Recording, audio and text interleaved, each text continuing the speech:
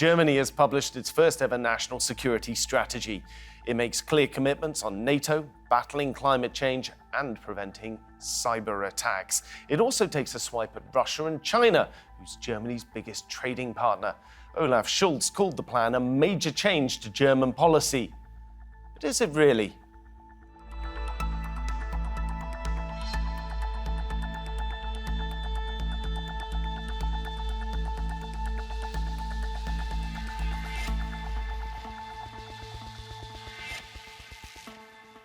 Welcome to Roundtable. I'm Philip Hampshire. Germany's national strategic plan is something of a reset for the country.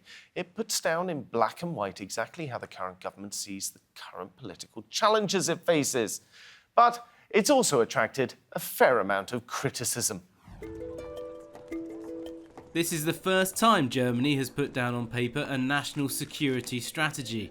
The plan envisages a stronger international role aimed at ensuring peace and security in Europe, a stance driven by the challenges posed by Russia and its war on Ukraine and by Beijing's growing global influence.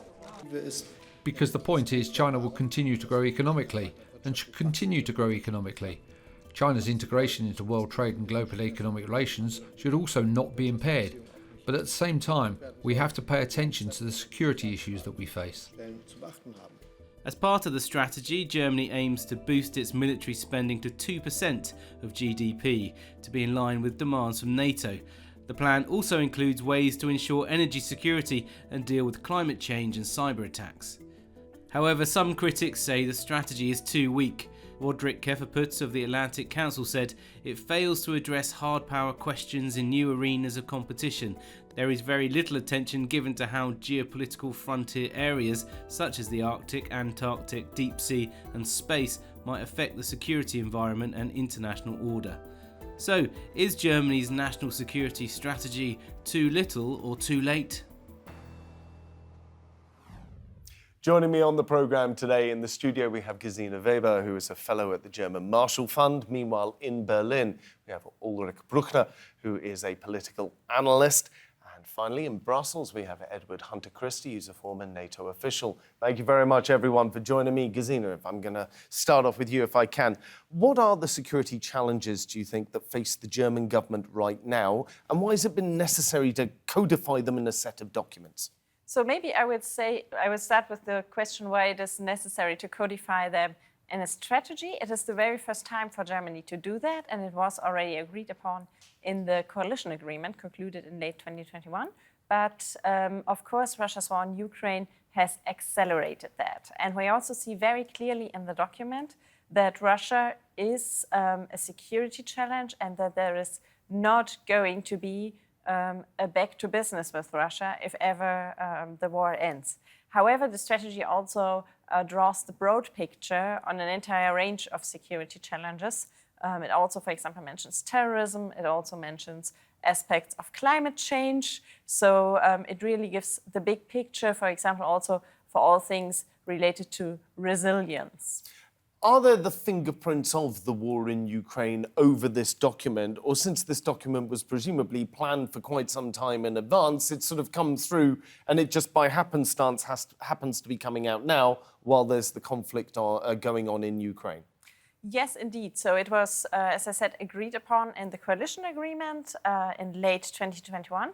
And when the government presented this ambition that it wanted to draft a security strategy, there was indeed quite a lively debate in Germany whether it is actually needed to have a security strategy, because Germany in general has been a country where security and defense have been a topic that politicians don't win elections with. And that was almost a taboo topic in the public debate. So, of course, this ambition was welcomed by the security community, but not by everyone in the public because of the pacifist tradition. And the fact that Russia's war on Ukraine has really showcased the palpable effect of geopolitical shifts on the everyday life of citizens rendered this document very necessary and also, of course, made it much easier to the government to communicate why it is important to have that kind of document. Ulrich, if we went back over the course of the last 20 or 30 years, there have been times in Germany's history where coming out with a document like this might have been politically untenable. What do you think's changed right now to mean that this document can come out and actually most people have looked at it and gone, yeah, that's fair enough, really? Well, it will be a long list of things that have changed in the last 20 or 30 years. And the government, before even the war in Ukraine started, promised that if everything they have listed in the coalition agreement and the strategy is only one part of it, Germany will be a different country. And then it took less than 100 days and Germany was a different country, not only because everything that is happening in the country and that has been addressed in the long list of reform efforts by the coalition, but mostly because of a changing global environment. And that changes practically everything. And we wake up in a different world and the government prepares the German public for a new role of Germany. So in your mind, is this an important document in and of itself, as in it contains a crystal clear and very important vision for Germany, or is it the mere fact that it's surfaced, it's got the right title on the document, is the important part and does the heavy lifting? It doesn't matter what's in the document, it's the fact that it's getting the German public's mind around the fact that, hey, we may have to send troops overseas, we may have to send sailors overseas, we may have to send air forcemen overseas. Well, one shouldn't expect too much from a document that tries to balance conflicting interests and prepares the German public for something not everyone is certainly ready yet. So there is a lot of what can be called flaws or unprecise announcement or a lack of operational proposals. There are problems with what exactly is meant by the financial elements of it. Many times it mentions climate change, which doesn't come as a surprise given that the foreign minister belongs to the Green Party. So some criticize it for being too broad, some criticize it for being not strategic enough. But we come from 16 years of Angela Merkel's driving at sight, as she puts the way she's guiding the country into a future that is not far ahead, but as far as she can see, and that is far from being strategic. Well, we'll get on to the German Foreign Minister, Annalena Baerbock, in just a moment. But let me bring this on to Edward. Edward, for you, is this a fundamental sort of seismic shift in German policy? Or, and I don't want to seem harsh here, but this document almost reads like a memorandum of understanding or sort of just a generic foreign policy statement in a lot of places. What's your take on the document? I do see it as a pretty generic foreign policy statement indeed. It doesn't really read like a mature national security strategy from a country that's been producing national security strategies for a long time. But that's not Germany's case. This is the first time. And so I want to be positive because it's good that this has happened. And I hope that Germany will stick to this tradition and every X years or every new government will again issue a national security strategy. And I hope the process will mature over time. But indeed, reading the text, although there's many good things in it, I do personally find it a bit too broad, a bit dispersed in its logic in some places. And I think that it's something that still needs to mature. Well, I've got a clip here from the German Chancellor, Olaf Scholz, when the document was released. He had this to say. I want to make clear that the national security strategy is not the end point, but the starting point from which we all organise a continuous process of cooperation between all levels of government, the economy and society in order to strengthen our security in the long term.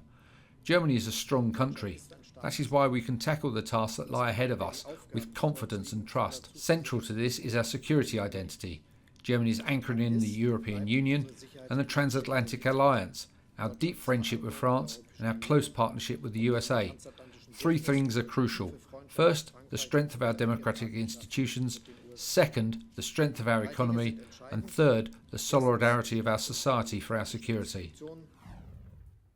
Gesine, a lot to unpack in that statement. He thumped a lot into a relatively small paragraph, but even he seems to admit in that this looks almost, although it's a completed draft, it's got a sort of roughness to it, a slightly not quite completed yet, we'll fill in some details later element. Yeah, the document itself also states that the document is a starting point and not the end. So it's really important to see the process that is underpinning this document, the coordination between all the different ministries, the coordination also with the different regions within Germany. So seeing all these stakeholders and also seeing the divergences that have been apparent during the process between the Foreign Ministry and the Chancellery, it's really remarkable that the government came up with such a document. But indeed, there is continuity in this document when it comes to a relationship with France, with the US as really the essential partners. But now, how all these ambitions, in light of the lack of priorities that we see, and also in light of the lack of fundraising, will now be fleshed out. That is the work that is now ahead. Edward, what do you think lies ahead as far as this document is concerned? What needs to be polished up in it? What needs to be given a little bit of a more concrete footing, in your opinion? Well, I think the document itself stands. I don't think that they're going to revise it anytime soon. So we have the document, and that's fine. The advantage with the fact that it mentions so many topics is that one can read what one needs out of it. It does contain the essentials of Germany's defense policy priorities and foreign policy priorities. So there isn't really that much that is missing, except being more detailed about how to reach certain objectives. And one thing that many commentators and think tankers have already commented on is the lack of clarity as to exactly how Germany is going to move towards 2% of GDP on defense.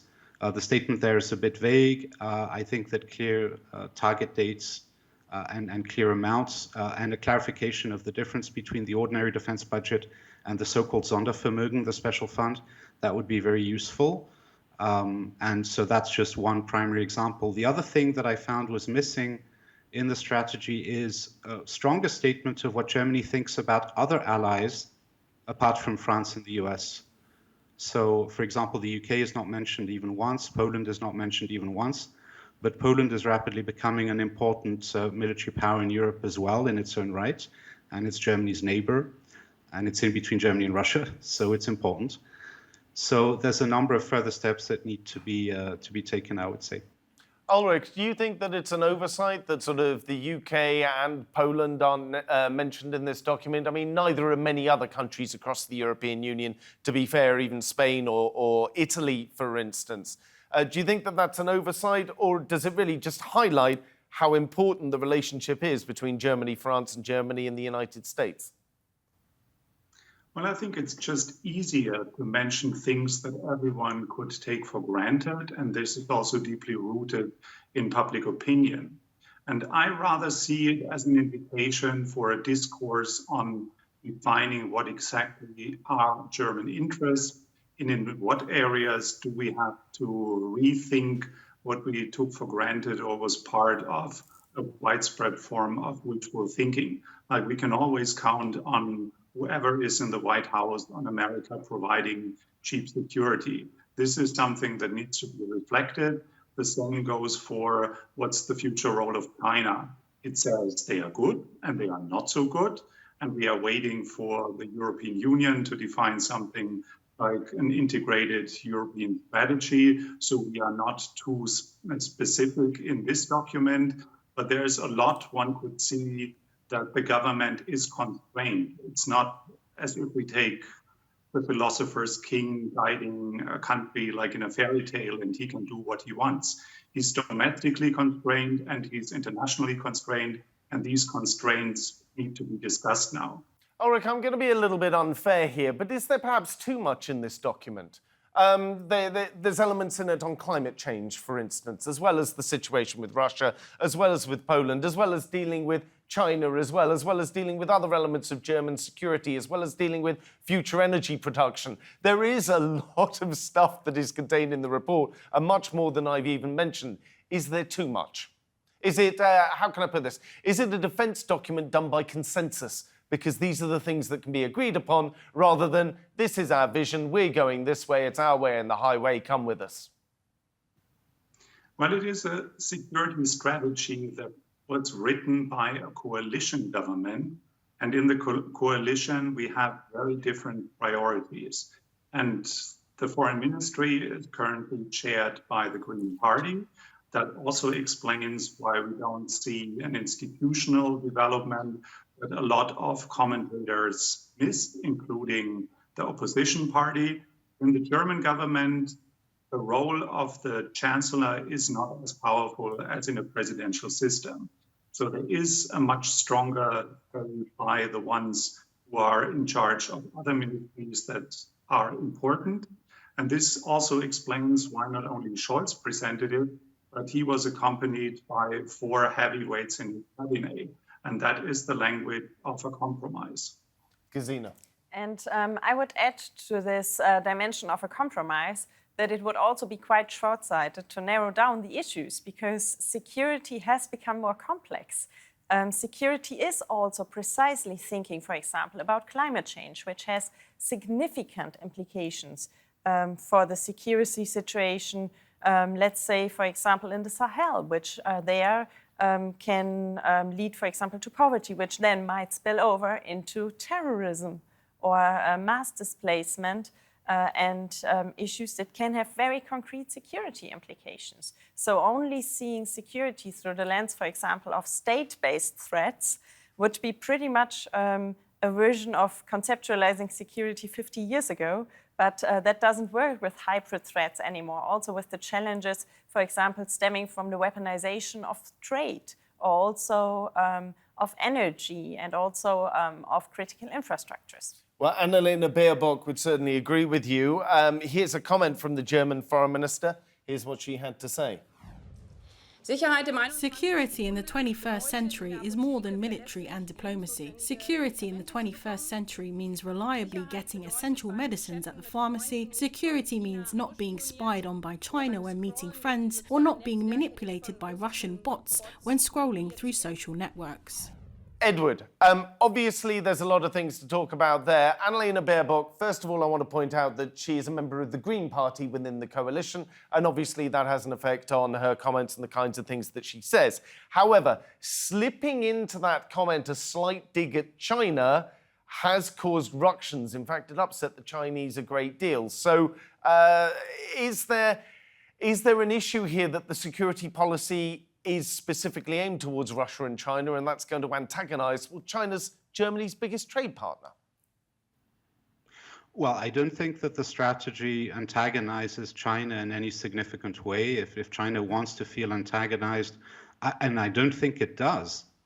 Germany has just had very pleasant meetings, as was reported, with the German car makers and with Chinese counterparts. And Germany's choice of language in the strategy towards China is very balanced and seeks to strike a delicate balance, which still leaves the door very much open to plenty of engagement with China. So there's nothing sort of hostile towards China in it at all. What there is a very sharp condemnation of Russia. Interestingly, for a large Western ally, by the standards of a large Western ally, Germany's wording about Russia's behavior is actually sharper than the average. That's very interesting. The strategy explicitly, and Chancellor Scholz also has done so several times in public in speeches, actually explicitly describes Russia as having an imperial behavior, which is something that, as far as I recall, the US or France or even the UK have not done. And the term war of aggression, which everybody uses, is used as well in the strategy. But just to note that the term imperial is used, so that's quite interesting. It's a very sharp criticism against Russia.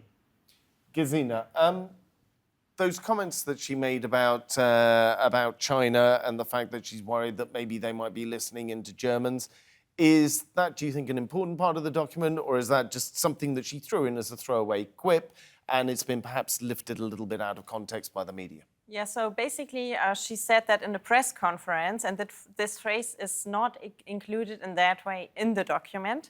Overall, the document takes over the general approach of the government, which is also the general approach of the EU, of China as a systemic rival, as a competitor, and as a partner. But what I found very interesting, and where I see the influence particularly of the Green Party, and there I would also disagree slightly with Edward, is that the strategy says that the elements of competition have, however, increased over the last years. So there is an acknowledgement that the relationship with China is changing, but I agree with Edward, the strategy is not hostile towards China. It really is based on this triple approach. Now, you did mention earlier that you think that the document indicates that relations with Russia will become extremely hard to normalize even once the war with Ukraine is over. And you still feel that way? Yeah. So for Russia, this is definitely the case. And the document makes it crystal clear, I think, also when we think about the wording of imperialism and so on, that there is not going to be business as usual. Russia is going to remain a threat, even if it's below the threshold of war. But the Russian aggression, that is also what the government regularly stresses in communication, is expected to continue, for example, also through hybrid attacks. Ulrich, the German government has been facing some challenges at the moment. If we look at the sort of polling situation for the individual parties that make up the coalition, they're in a slightly difficult position as they sort of stare down at the internal politics within Germany. Do you think this document's going to help them? Often defence documents make governments look strong, or do you think this is going to hurt them? Because culturally within Germany, defence hasn't really been a topic that people openly discuss and talk about. You're not onto a political winner when you bring up defence in Germany. Well, I don't think the German public pays a lot of attention to a document like this. What they do pay attention is how the leading personnel performs. And the new Minister of Defense has a pretty positive reputation, and people believe that he's doing a good job, but that's basically it. They don't look into the change in geopolitical terms or pay attention to what's going on in the Pacific. But a document like this prepares the German public to a greater importance of the Pacific theater, and that's very different from our self-centrist European perspective or the focus on North Atlantic, which is the area where the North Atlantic Treaty Organization is responsible for. In a general perspective, people expect that the United States is getting stronger toward Europe as a consequence of the war in Ukraine, and the same is true for China and Russia. So if there's more to happen in the Pacific, the United States will expect Europe to pay its dues, and this is something the German government has to prepare for. Edward, what does this document do differently than, say, Germany's been doing over the last 40 or 50 years? Surely all defence industries and sort of the defence complex within a country have to be integrated to one degree or another, otherwise they can't do their jobs. So what's special about what's come out of this document relative to what's been done before? For the moment, not very much is new, not very much is different. I mean, as the other guests have both noted, the strategy contains or reminds the reader of many commitments that Germany has already made in other fora through the EU or through NATO. The approach on China is confirmed. The position of the government towards Russia and how it describes Russia's aggression, you could read that from the Zeitenwende speech of Olaf Scholz over a year ago. The commitment to 2% was actually made in 2014 initially. All of the various broader security commitments to do with climate change, sustainable development, all of that, those are known German official commitments and also commitments of many other countries. So in the document, there isn't that much that is new. What is new is the fact the document exists, that Germany now has a national security strategy like other major allies. And if I may give a non-German view on this, what I think would be good for Germany would be to develop a senior position of national security advisor that really coordinates all of the security bodies and agencies and the Ministry of Defense and the MFA, rather than this document, which felt to me at least, and I don't know the details of the drafting, but it felt to me like it was mainly written by the Foreign Ministry. That's not the best way of doing a national security strategy, in my opinion. In my opinion, you should pull from MFA, MOD, intelligence services, etc., and then you bring all the security issues together, and then you have something a bit better streamlined. Well, Ulrich, Edward, Gesine, thank you very much, all three of you, for joining me today. I'm afraid that is all that we have time for our show. But if you want to see more discussion and debate, just head on over to our YouTube channel and search for Roundtable TRT World. But for now, from me here and the entire team, thank you for watching and goodbye.